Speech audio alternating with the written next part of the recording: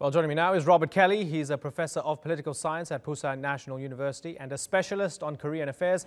And in London, we have law professor Constantino Grasso. He's a former rapporteur for an EU project to prevent fraud, corruption and bribery. Gentlemen, thank you very much for joining us on the Newsmakers.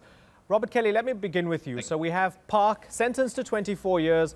Prosecutors now want 30. We have Lee, formerly jailed, facing trial. Two former presidents. What does this tell us about the current zeitgeist in South Korea when it comes to tackling corruption? Because it seems as if they're gunning for them.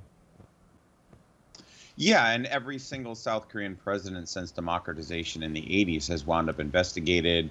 Some of them wound up in jail. This has become sort of a regular problem, actually, in South Korean politics, right? There's concern that this might become so endemic that it drives talented people away from running for the presidency. I think the big story, the large story in the background, is that the South Korean state and South Korean big business, the largest conglomerates, are called the chaebol. The chaebol and the state are too close, and there's a lot of money flowing back and forth between the two of them, and it becomes a huge temptation for anyone who wants to run for office to take money from these large corporations, and that's why this keeps happening again and again. So, Constantino, when you look at the chaebol, is that at the heart of it? The fact that in order to actually get things done politically, you need to be close to big business. In order to get business done, you need to be close to the politicians. And I guess the two fit hand in glove. Corruption is the natural child of all of that. Yeah, thank you, Imran. I think this is true.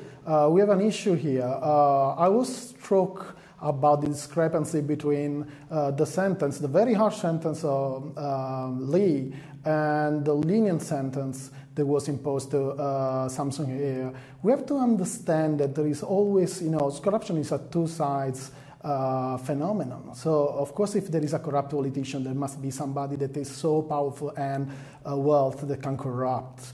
And who can do this today? Nowadays, multinational corporation can transform a politician in a puppet. So I think that the issue of corporate corruption is very, very important. We have to fight against corporate corruption. And I think that Professor Kelly will agree, the situation in South Korea is very illustrative because of the chaebols. These very hierarchical, extremely hierarchical structured conglomerates, business conglomerates, they foster, in reality, unserving loyalty and passive acceptance of misconducts, corporate misconducts. So the South Korean government has to do something to change this. Any chance, Professor Kelly, that we have political revenge taking place here? Sure, everybody's corrupt, but the current administration is trying to knock out the previous administration. Yeah, one hears that among conservatives in South Korea. I don't know. I'm a little wary about sort of going down that route because that quickly sort of becomes a real partisan sort of food fight here. But I mean, certainly conservatives feel like, yes, the last two conservative presidents are both going to show up in jail and within, a year of a liberal president taking office. Like I said, I'm a political scientist. I'm not an economist. I think just in terms of sort of political stability, it would be good for the country's constitution if habit of prosecuting former presidents were to relax unless there was really, really egregious corruption.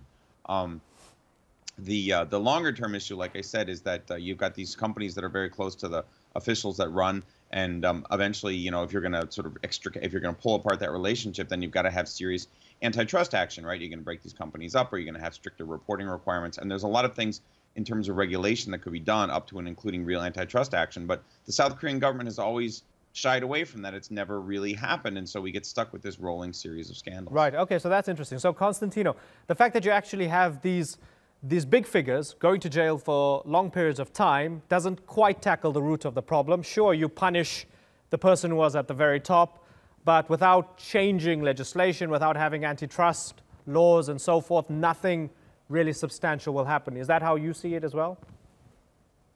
Let me say something. I've always advocated the impositions of punishments for corruption, but now 24 years is a very harsh punishment. So we have to be aware of some risks. The first risk is the risk of politicization of the fight against corruption that can be used to get rid of political opponents. We are experiencing it in China, and somebody says also in Brazil. At the same time, we have also to avoid exemplary punishment, because we cannot sacrifice the life of an individual, even if she or he is guilty, just for the sake of general deterrence. Now, having said that, I think that the mere imposition of a sentence like this to a very corrupt politician won't solve the problem. Corruption is a pervasive phenomenon. It affects all the aspects and levels of our societies, sport, academy, everything. So we need constant prosecution. What we need is also investigative power. So we need the possibility to use investigative techniques, safeguarding the privacy of individuals, but techniques like phone tappings, for example, audio surveillance, they have to be used. And prosecution is not enough. We have to change culture. We have to change, put in place disciplinary measures that are effective, administrative procedures that are fair. We have to select independent people that are really independent in any decision-making processes. But most importantly, we have to change something. The dominant class has to accept that they have to sacrifice something if they would like to fight against corruption. They cannot anymore use their economic and political clout to obtain unfair advantages for themselves, their sons, and their families. So they have to do something. They have to accept that there must be some sacrifices. Without them, we will never win the fight against corruption. That is a global phenomenon. It's not something that is affecting only South Korea or Asia. It's everywhere. Suffices to mention, for example, the Mediterranean countries, Latin America, or political corruption in the United States. Right, of course. Robert, Constantino believes that maybe 24 years is too much. It's too heavy-handed, right? But then again, I think when we look at the massive street protests when news of alleged corruption had broken, isn't this really what the people want? They want heavy punishments for heads of state that do dodgy things? I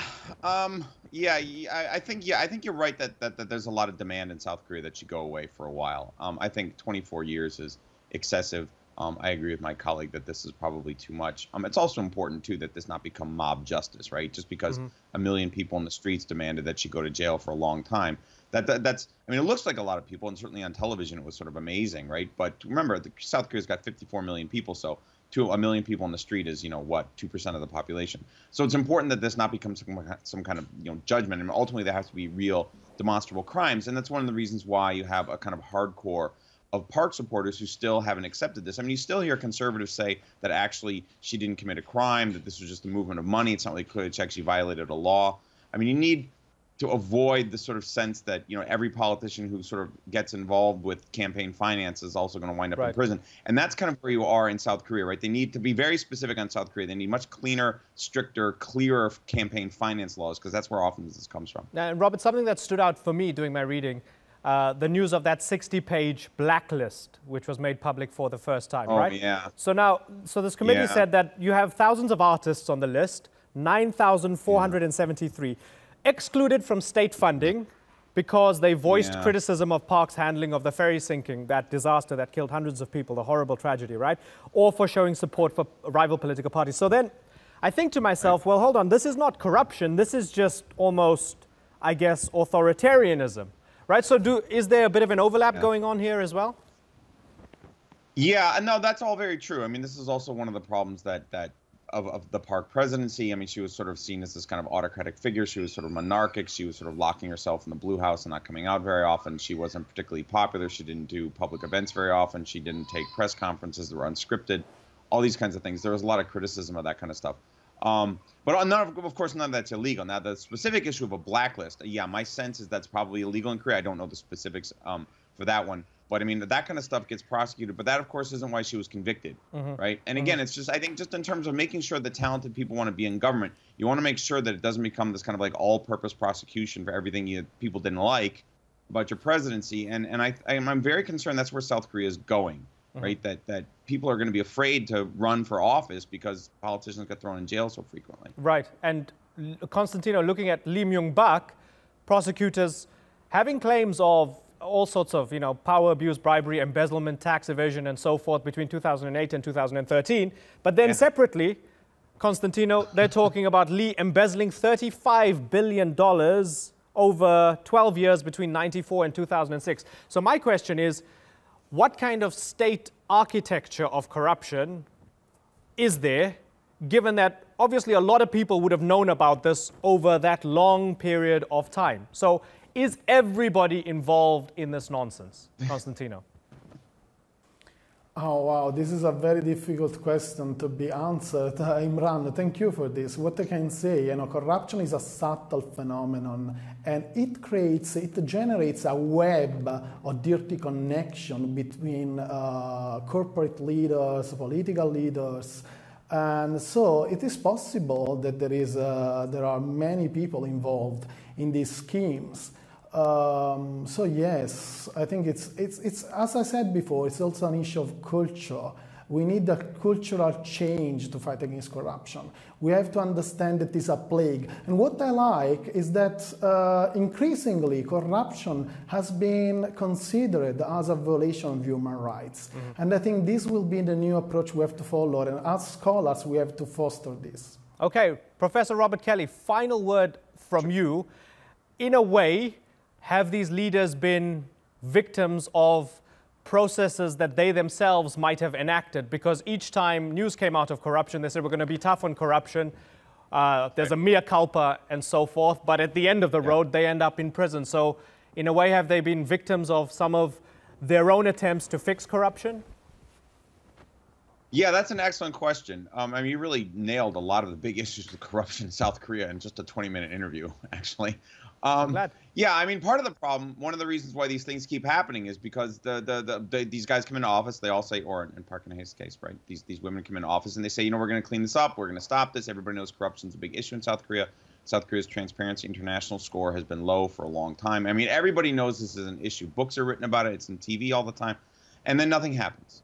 Right. And, right now, President Moon, who came in saying he was going to do something about this, he's been distracted by Donald Trump and North Korea and stuff like that. And so this issue is being once again pushed to the back burner. Right. And if he doesn't get on top of this soon, early in his presidency, then later he'll be a lame duck. It'll get dropped and we'll be talking about this again in 5 years. I mean, at some point, the Korean state needs to divide itself, really put a Chinese wall between itself and business. And that is really the problem. Right. I mean, it's just not happening. There's just not a big national willingness, I think, to really sort of get into a deep, long, difficult fight with the conglomerates and really erect that barrier. And that's going to take a lot of political will. And so far, every South Korean president has just ducked that fight. Okay, gentlemen, it's been an absolute pleasure talking to all of you, or both of you. Robert Kelly, the suspense has been killing me. I've been looking over your shoulder for the past 15 minutes, but nothing has happened.